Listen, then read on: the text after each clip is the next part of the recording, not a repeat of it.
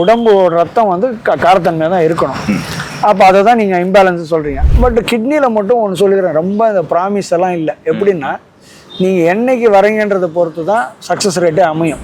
அது நான் சொல்கிறேன், யூரினரி ட்ராக்ட் இன்ஃபெக்ஷன்ன்றத ரொம்ப ஈஸியாக குணப்படுத்தலாம், வீட்லேயே பண்ணலாம். தண்ணி மந்திரம்னு சொல்லுவேன் நான். எப்படி தெரியுமா? ஒன்றும் இல்லை, கரிமீன் முட்டை சாப்பிட்டதுனால யாருன்னா கிட்னி கெட்டு போச்சுன்னு சொன்னால் அது ஒத்துக்க முடியாது. இந்த கிட்னி கெட்டு போகிறதுக்கு பிபி, பிளட் ப்ரெஷர் ஒரு காரணம், பெரிய காரணம். ஆயுஷ்மான் மருந்துகளில் மெட்டல்ஸே கிடையாது, எந்த சுத்தமான மெட்டல்ஸ் கிடையாது. ஈவன் ப்ரிசர்வேட்டிவ்ஸ் கூட போட மாட்டோம் நாங்கள். அதாவது பூச்சி மருந்து சொல்லுவாங்க இல்லையா, அது கூட போட மாட்டோம். சுட கூட வைக்க மாட்டோம். அந்த மாதிரியான ஒரு இப்போ பியூர் இதில் பண்ணுறது நல்ல ரிசல்ட் இருக்குது.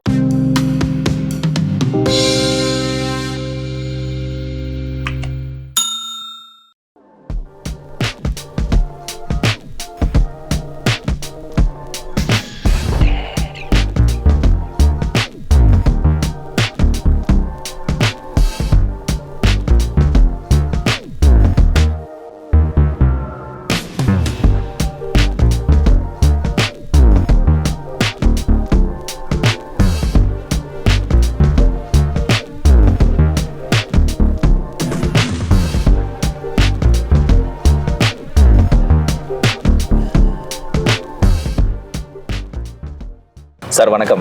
வணக்கம். எப்படி இருக்கீங்க சார்?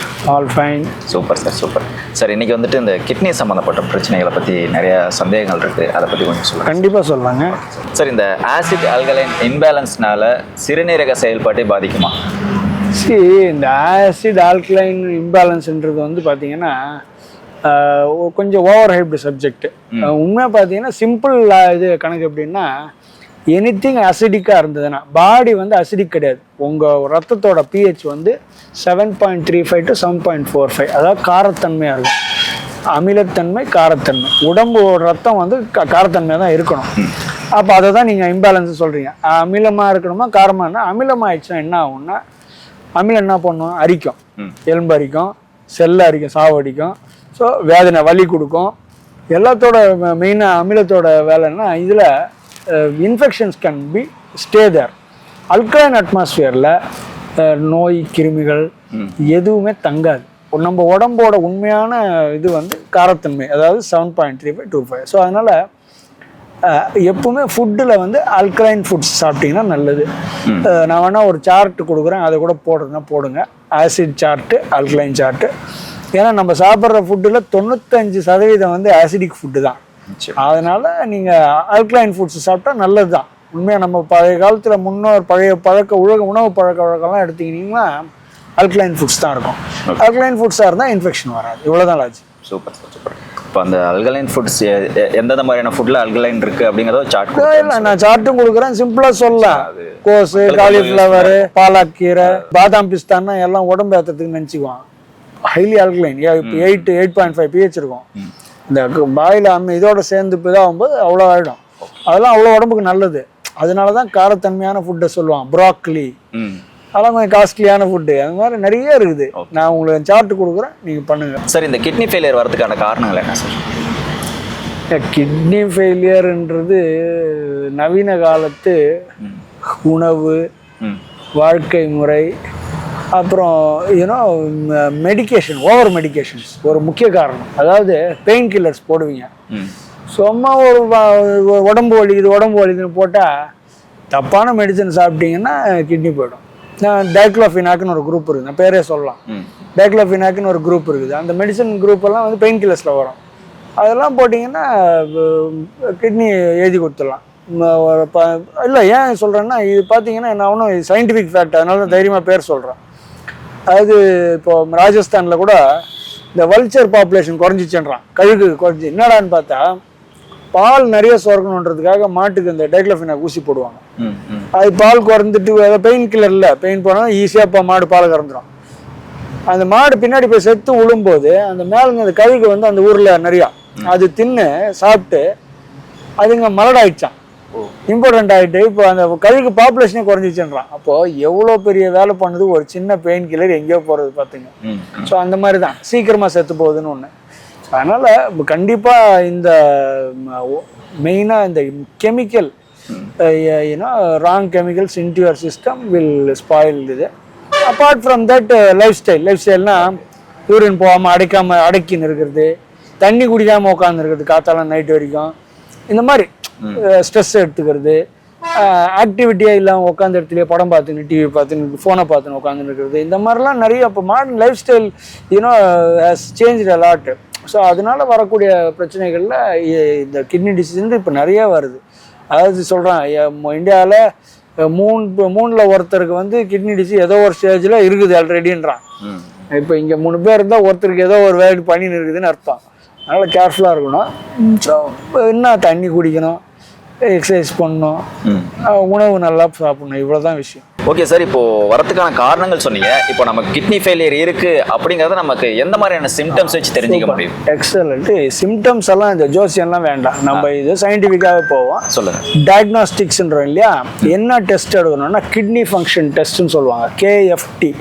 கேஎஃப்டியில் என்னென்னலாம் வரும்னா பொட்டாசியம், சோடியம், இந்த எலக்ட்ரோலைட்ஸில் இதில் பார்ப்பாங்க, கிரியாட்டினைன், இஜிஎஃப்ஆர், ஜிஎஃப்ஆர் கிட்னி எவ்வளோ மோட்டர் வேலை செய்யுதுன்றது கொடுப்பாங்க. ஸோ இது மாதிரி ஒரு 5-6 பேராமீட்டர் தான், பெரிய ரீடிங்லாம் ஒன்றும் இல்லை. ஒரு 350 ரூபா, மிஞ்சி போனால் 500 ரூபாவில் எடுத்து கொடுத்துருவாங்க. இதை எடுத்து பார்த்தீங்கன்னா இந்த கிரியாட்டின் ஏறி இருந்தாலோ இஜிஎஃப்ஆர் குறைஞ்சி இருந்தாலோ, இஜிஎஃப்ஆர்ன்றது 90க்கு மேலே இருக்கணும்னு சொல்லுவாங்க, அது வயசை பொறுத்து இருக்கும். இப்போ ஒரு 30 வயசு பையனுக்கு பார்த்தீங்கன்னா 120 இருக்கணும். நீங்கள் 90 இருக்குதுன்னு சந்தோஷப்பட்டுக்கூடாது, குறை காலத்துக்கு வரணும் அவர். அதனால் அந்த வயசுக்கு ஏற்ற மாதிரி இருக்கணும். 90க்கு மேலே இருந்தால் ஓகே அப்படின்வாங்க. நவீன மருத்துவத்தில் இஜிஎஃப்ஆர் ஏற்றுறதுக்கு பெரிய ஒரு இதெல்லாம் கிடையாது. 15 கீழே போனால் கிட்னி ஃபெயிலியர்னு சொல்லிடுவாங்க. இதுதான் இது. பட்டு நம்ம மருத்துவத்தில் அதாவது கிரியாட்டின் ஒரு 4.5க்குள்ளே வந்தால் ஒரு நல்ல சான்ஸ் ரெடி பண்ணுறதுக்கு. அதேமாதிரி இஜிஎஃப்ஆர் ஒரு 25க்கு மேலே வந்தாங்கன்னா நல்ல ஒரு சான்ஸ் கிடைக்கும். நம்ம ரெடி பண்ணி நிறைய கேசஸ், நல்லா ரெடி பண்ண கேசஸ் இருக்குது. பட் கிட்னியில் மட்டும் ஒன்று சொல்லிக்கிறேன், ரொம்ப இந்த ப்ராமிஸ் எல்லாம் இல்லை. எப்படின்னா நீங்கள் என்னைக்கு வரீங்கன்றதை பொறுத்து தான் சக்ஸஸ் ரேட்டே அமையும். இவர் எல்லாத்தையும் கெடுத்துக்கின்னு எல்லாம் முடிச்சு 7, 8, 10, 12 கிரியாட்டின் ஆக்கின்னு ஜிஎஃப்ஆர் லெஸ் தென் 10 எல்லாம் போயிட்டு அப்புறம் வந்தாலாம் சும்மா யாராவது சொல்லி பணம் கொடுக்குறது வேணால் நாங்கள் அந்த மாதிரி பண்ண மாட்டோம். ஒரு ஸ்டேஜுக்குள்ளே வந்தீங்கன்னா, இன்னும் சொல்ல போனால் எர்லியராக வந்துட்டீங்கன்னா ரொம்ப ஈஸியாக காப்பாற்றலாம். இது நீங்கள் கிட்னி டிசீஸ்ன்ற ஒரு பிரச்சனைக்கே போகாமே வெளில வந்துடலாம். ஆனால் அது நிறைய பேர் செய்யறது இல்லை. எல்லாம் இதை பண்ணுவாங்க, அது பண்ணுவாங்க, இந்த மாத்திரை போட்டால் கொஞ்சம் இதாகுதுன்னு. அதுலேயும் அந்த மாதிரி தான் டயூரிட்டிக்ஸ் நிறைய போட்டு கெடுத்துன்னு வர்றவங்க நிறைய பேர். அதெல்லாம் தவிர்க்கணும். சார், அதே மாதிரி இந்த ஃப்ளூயிட், அதாவது உடம்புல ஃப்ளூயிட் ரெட்டென்ஷன் இருக்கு இல்லையா, அவங்க தண்ணி அதிகமாக குடிக்கலாமா வேணாமா? ஏங்க அதிகமானு சொல்லும் போதே தப்புன்னு தெரியுதுல்ல. அதனால் இது பாருங்க, நியாயமாக குடிக்க வேண்டிய லெவல் நான் என்ன சொன்னேன், 1 கிலோ பாடி வெயிட்டுக்கு 50 மில்லி தண்ணி, அந்த லெவலில் குடிக்கலாம். ஃப்ளூயிட் ரிட்டென்ஷன்ன்றது இதுக்கு அதுக்கும் பெரிய சம்மந்தம் இல்லை. சரி, ஒன்று யூரினேஷன் ப்ராப்பராக இல்லைன்னா ஃப்ளூயிட் ரிட்டென்ஷன் ஆகும். There are other conditions. Alkaline phosphatase ஜாஸ்தி ஆச்சுன்னா ஃப்ளூயிட் ரிட்டென்ஷன் வரும். So many other conditions. Calcium shortage ஆனால் கூட ஃப்ளூயிட் ரிட்டென்ஷன் வரும். நிறைய இருக்குது. இதெல்லாம் very intertwined subjects. But fluid retention இருக்குதுன்றதுனால நீங்கள் ஃப்ளூயிட் போகிறதுக்கு வழி பண்ணணும். பண்ணி நேச்சுரலாக போயிடுச்சுன்னா ஃபெனாமினல். அப்படி தான் பண்ண மொழியா. நம்ம தண்ணி குடிக்கிறது குறைக்கிறது ஒரு மருத்துவம் கிடையாது. தண்ணி அது அவங்க கிட்னி கெட்டு போன பிறகு சொல்லுவாங்க 1/2 லிட்டர் குடி 1 லிட்டர் குடின்ட்டு. நீங்கள் ஏன் கெட்டு போக விடுறீங்க, ஏன் தண்ணி குறைச்சி குடிக்கிறீங்க? நியாயமாக குடிங்க, அதெல்லாம் ஒன்றும் இல்லை. சார், இப்போ கிரியேட்டின் லெவல் 2.5 இருந்தால் அது இயற்கை முறையில் குறைக்க முடியுமா? கண்டிப்பாக பண்ணலாம். அதாவது நான் தான் சொன்னேன் இல்லையா, இது இந்த மாதிரி பிளாங்கெட் ப்ராமிஸ் எல்லாம் கொடுக்கக்கூடாது. இன்றைக்கெல்லாம் மருத்துவத்தில் அந்த மாதிரி பெரிய ப்ராமிஸ் எல்லாம் கொடுக்கக்கூடாது. ஆனால் அனுபவத்தில் இப்போ நாங்கள் நிறைய பேரை பண்ண ரெக்கார்ட்ஸ் இருக்கும் எங்ககிட்ட, பிஃபோர் அண்ட் ஆஃப்டர் ரெக்கார்ட்ஸ் இருக்கும். அந்த மாதிரி பார்க்கும்போது ஒரு 4க்குள்ளே வந்துட்டால் ஒரு நல்ல சான்ஸு. 2.5 வந்தால் நல்ல very good chance of maybe 85-90% chances to recover and come out of kidney disease itself. Okay, கெடுத்துட்டு 5, 6, 8, 10 வரும்போது தான் நம்ம நான் முதல்லையும் சொன்னேன், எப்போ ஆக்ஷன் எடுக்கிறீங்க இந்த கிட்னி டிசீஸ்லன்றது தான். 1.2, 1, 2, 1.3 அப்படி வரும்போதே நீங்கள் கேர்ஃபுல்லாக இருந்துட்டீங்கன்னா வெளிலே வந்துடலாம். 2.5 நாங்கள்லாம் எவ்வளோ கேஸ் 3.5 0.5 போன கேஸஸ்லாம் ரெக்கார்டு இருக்கும். அதெல்லாம் வீடியோ போட்டிருப்போம், யூடியூப்ல போட்டிருப்போம், அவங்களே பேசியிருப்பாங்க. பொய்யெல்லாம் கிடையாது. ஆயுஷ்மான்லாம் நிறைய பேர் ரெடி பண்ணியிருக்கிறோம். சார், உங்கள் பேர் சொல்லுங்கள். என் பேர் தசரதன். Dasarathan, super sir. எங்கேருந்து வரீங்க சார்? சென்னை. சென்னை தான். ஓகே சார், என்ன ப்ராப்ளத்துக்காக நீங்கள் சார் பார்க்குறீங்க? எனக்கு ஒரு சின்ன வயிறு உபசம் வந்துச்சு, கால் வந்துச்சு, எனக்கு கொஞ்சம் நான் நடக்க முடியாது, பெயின், முட்டியில் வலி, ஆங்கிளில் வலி, இப்படி நரம்பில் எதாவது ப்ராப்ளம் இல்லாமல் இருந்தது. வந்த உடனே இங்கே மசாஜ் பண்ணுறதுக்கு சில ஆள் இருக்காங்க, அவங்க வந்துட்டு இந்த மூலிகை வகையெல்லாம் போட்டு இன்றைக்கி இந்த பேக்கேஜிங் கொடுத்துக்கிறாங்க. இன்னும் ஒரு 10 days இங்கே இருந்துச்சு, இதே மாதிரி தினம் மசாஜு, இந்த மாதிரி ஒரு பேக்கிங்கு, அப்புறம் ஏசிபி வேணான்ட்டாங்க. அது போட்டு 1 time பண்ண போதும், 2nd time வேண்டாம்ட்டு இந்த 2 ட்ரீட்மெண்ட்டு அந்த ஹீட்டர் ரூமில் இது பண்ணி பாடியில் டாக்ஸிங்கெல்லாம் எடுத்துடுறாங்க. நல்லா செட் ஆகுது பாடியில், டாக்ஸிக்கெல்லாம் போயிடுது. ஸோ வந்து இயற்கையான முறையில் சூப்பராக ட்ரீட்மெண்ட் கொடுத்துட்ருக்காங்க. ஆமாம், சூப்பர் சார். அது ரொம்ப பேருக்கு தெரிஞ்சால் நல்லாயிருக்கும். அலோபதி கூட இப்போது ரொம்ப பேருக்கு தெரிஞ்சால் நல்லாயிருக்கும்னு சொன்னீங்க. இப்போ உங்களுக்கு எப்படி தெரியும் இந்த மாதிரி ஒரு இடத்துல ட்ரீட்மெண்ட் கொடுத்துட்ருக்காங்க அப்படின்னு? எனக்கு வந்துட்டு டாக்டரும் ஒரு டாக்டர் தான், அவங்களுக்கு தெரிஞ்சவங்க ஒருத்தர் இருந்தாங்க. ஓகே, அவங்க வந்துட்டு அவங்ககிட்ட கன்சல்ட் பண்ணிக்கிறாங்க. ஐயோ ஆண்டி இந்த மாதிரி சமாச்சாரம் ஒன்று எங்கள் ஃப்ரெண்டு ஒருத்தருக்கு மாதிரி இருந்தார், அவங்க திருவண்ணாமலையில் ஒரு காலேஜ் கூட யூனிவர்சிட்டி இருக்குது, அவங்க காலேஜ், அந்த காலேஜ் ப்ரொஃபஸர், அவங்க தான் ஓனர் கூட. அவருக்கு அவங்க ஹஸ்பண்டுக்கு இந்த மாதிரி ஆகிட்டு இருந்துச்சு, கூட்டம் காமிச்ச போது இந்த மாதிரி ட்ரீட்மெண்ட் கொடுத்தா அவர் நல்லா இருக்காரு. இப்போ இது ஆல்ரைட், 4 years ஆச்சு, ஒரு ப்ராப்ளம் இல்லை, நல்லா இருக்காங்க. இது ஆல்ரைட், இந்த மாதிரி தான் கிடையாது, சாதாரணமாக சாப்பிடுங்க, சென்ட் தண்ணி, அவ்வளோதான், வேறு ஒன்றும் இல்லை. சூப்பர், நீங்கள் வந்திருக்கீங்க. ஆமாம், அவர் நல்லா பேஸ் ஆச்சு சொன்ன பிறகு எங்களுக்கு இன்னும் கொஞ்சம் கான்ஃபிடன்ஸ் ஆச்சு. சூப்பர் சார், சொன்ன நம்பிக்கையால் நீங்கள் வந்திருக்கீங்க. இதே நம்பிக்கையோட ஃபுல் ட்ரீட்மெண்ட் எடுத்துங்க. ஆமாம், நீங்கள் நல்லா ஹார்ட்டு, லங்கு, லிவர் 3க்கும் 3 லேகியம். இந்த லிக்விட் எதுக்குன்னு கேட்டேன், கிட்னி ஸ்ட்ரென்த்தனிங்க்கு. ஓகே அப்படி என்னங்க சார். அதே மாதிரி நம்ம உடம்புல இருந்து அந்த யூரின் சரியாக போகாமல் இருந்தாலோ, இல்லை அந்த யூரினோட கலர் சேஞ்ச் ஆனாலோ, நாளடைவில் அந்த கலர் சேஞ்ச் ஆனாலோ கிட்னி இஷ்யூஸ் இருக்குங்கிறத ஒரு அறிகுறியா சார் எடுத்துக்கலாமா சார்? அது மாதிரி அதான் இந்த விஷயமும் அப்படி தான். யூரின் கலர் வந்து டார்க்காக ஆகுதுன்னா தண்ணி சரியாக குடிக்கலன்னு அர்த்தம். Okay, you are not hydrated properly, டீஹைட்ரேட்டாக இருக்குதுன்னு அர்த்தம். கலர் நல்ல கலர் வேலையாக இருந்துச்சுன்னா நல்லா தண்ணி குடிக்கணும்னு அர்த்தம். இவ்வளோதான். ஸோ எடுத்த உடனே கலர் மாறுறதுக்காக கிட்னி போயிடுச்சுன்னா நினைக்கக்கூடாது. ஸோ அது மாதிரி பெருசாலாம் நினைக்காதீங்க. ஏன்னா வியாதியை நினச்சா வியாதி வந்துடும். அது மாதிரி வியாதியை நினைக்க தேவையில்லை. கண்டிப்பாக தண்ணி குடிக்கிறது நல்லது. அந்த அளவோட கெட்டு போச்சுன்ன பிறகு அதுக்கு வேறு அவங்க சொல்லுவாங்க, அதெல்லாம் அப்போ அந்த நேரத்தில் பார்த்துங்க. கெடுறதுக்கு முன்னாடி நியாயமாக தண்ணி குடிங்க. குடிச்சிங்கன்னா கலர் சரியாக போயிடும். நீங்கள் நல்லா பார்த்தீங்கன்னா சின்ன வயசில் கரெக்டாக தண்ணி குடிச்சிங்கன்னா அது சரியாக போயிடும். அதே மாதிரி இந்த கிட்னின்னு வரும்போது ஒரு பெரிய விஷயம் சொல்கிறேன். பிபி ஒரு முக்கியமான ப்ராப்ளம். இந்த கிட்னி கெட்டு போகிறதுக்கு பிபி, பிளட் ப்ரெஷர் ஒரு காரணம், பெரிய காரணம். அதை எல்லாரும் இக்னோர் பண்ணுவாங்க. நம்ம பார்க்குற வயசில் சின்ன வயசுக்காரங்க வந்து கிட்னி இப்போ ஃபெயில் ஆகிறவங்க எல்லாம் பார்த்தீங்கன்னா ஹை பிபி இருக்கும். இவங்க என்ன பண்ணுவாங்கன்னா, பிபின்னு சின்ன வயசில் இருக்கும்போது இவங்க கேராக இருக்குதுன்னு சொல்லிட்டு சமாளிச்சுன்னு வந்துடும்.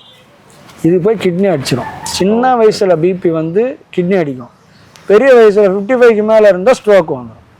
ஸோ இவங்க கிட்னி டேமேஜ் ஆச்சுன்னா, நெஃப்ரான்ஸ் டேமேஜ் ஆச்சுன்னா ரொம்ப கஷ்டம். ஸோ இப்போ ஆரம்பத்துலேயே வந்து அந்த பிளட் ப்ரெஷரை நம்ம வந்து கண்ட்ரோல் பண்ணி, பிளட் ப்ரெஷர் வந்தால் பயந்து உடனே பார்த்துக்கணும்.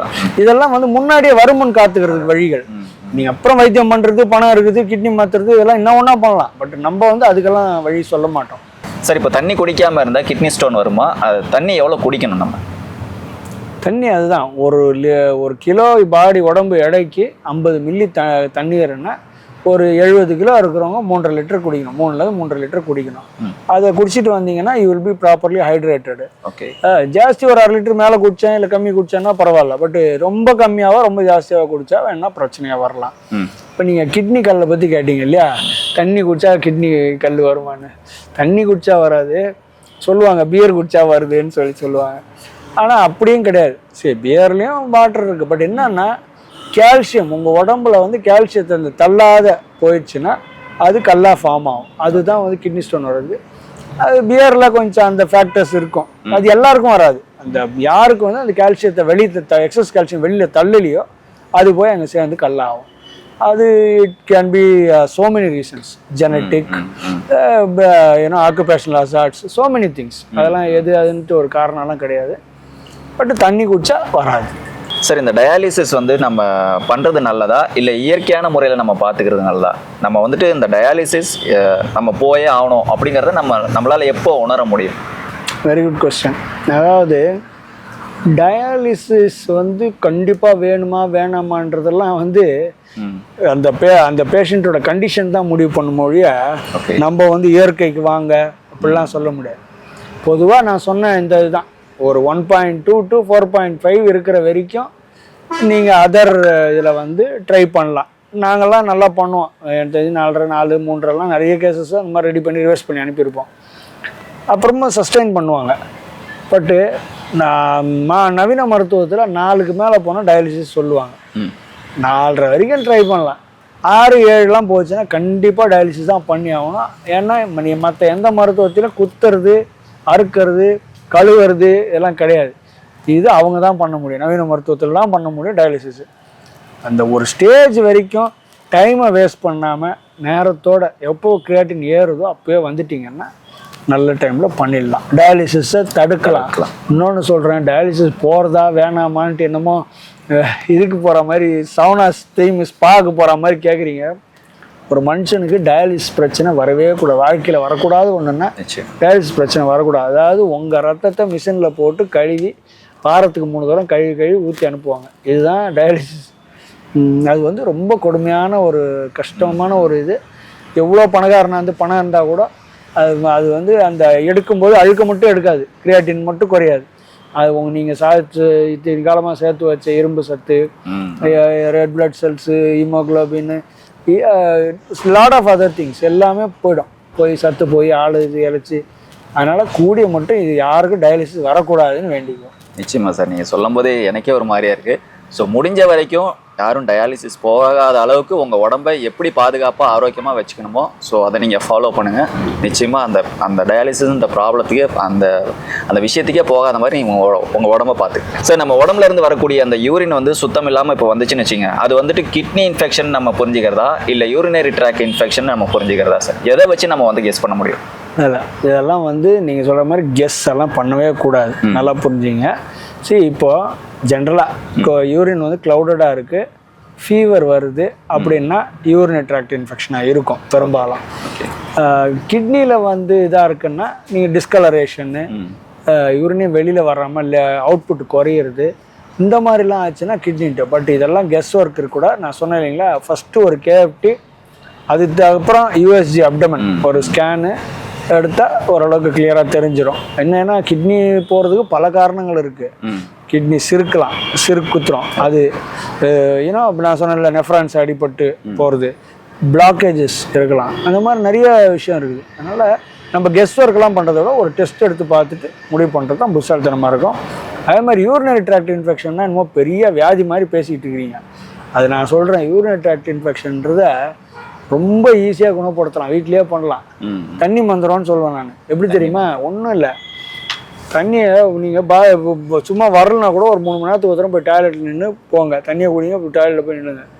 நைட்டில் படுக்கிறதுக்கு முன்னாடி இந்த ஹேண்ட் ஷவர் இருந்தால் எடுத்து தண்ணியை இடுப்பு கீழே அடிச்சிங்க. நல்லா அடிச்சிங்கன்னா கண்ணை மூணு நின்றீங்கன்னா ஒரு யூரின் வர இடத்துல 2 அவுட்புட் 3 அவுட்புட் வந்துடும்.